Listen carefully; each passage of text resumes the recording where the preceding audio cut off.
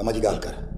वारिस खान इहे तो मूंखे पकड़ण जे लाइ वाठा मोकिलिया न, उहे ॿई तुंहिंजा पालतू कुत्ता मूं वटि केंद अथई। जे वास्ते मूंसां इहो वेल न कयो। हाणे घणो नरो जो किजल बैठे मने करे सख्त भी थी वियो हाँ, पर वो सिर्फ़ ऐं सिर्फ़ दुश्मनन लाइ। अस्सलाम वालेकुम दोस्तों, अॼु तव्हां सां वरी अपडेट शेयर कंदा हलूं पत्थर दिल ड्रामे जे बारे में। पत्थर दिल ड्रामो हिकु बहितरीनु सोप सीरियल हुयो ऐं बहितरीनु इन में अदाकारी कई वई हुई। लेकिन दोस्तों पत्थर दिल ड्रामो हाणे पंहिंजी पुॼाणी ते पहुची चुको आहे। आख़िरी स्पेल जूं आख़िरी क़िस्तूं हली रहियूं आहिनि।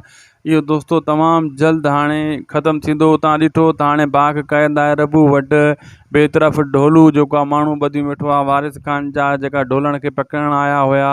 ऐं टी तरफ़ तव्हां ॾिठो त हाणे भाउ खे क़ैद कयो वेठो सलार खान। ऐं वरी हाणे तव्हां इहो बि ॾिठो त शेरल बि मछरियो आहे सांवल ते बि ऐं दुश्मननि ते बि।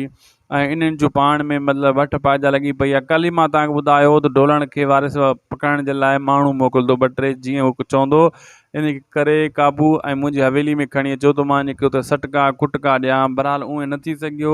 वारिस खान खे अञा कावड़ लॻी वेंदी जॾहिं ढोलण फ़ोन करे हुनखे ॿुधाईंदो तुंहिंजा वाटा मूं वटि ॿधा पिया आहिनि।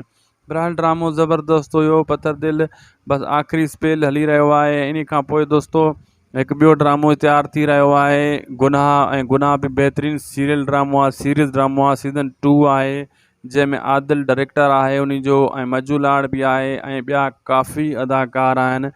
ज़बरदस्त ड्रामो आहे, बहितरीनु ड्रामो आहे दोस्तों। जेतिरी तारीफ़ कजे उहो बि घटि आहे। उहो बि तमामु जल्द मुकमिल थी वेंदो ऐं तमामु जल्द तव्हांजे साम्हूं ऐं तव्हांजे आॾो अची वेंदो। दोस्तों वीडियो पुॼाणी त लाइक शेयर सब्सक्राइब ज़रूरु कंदा।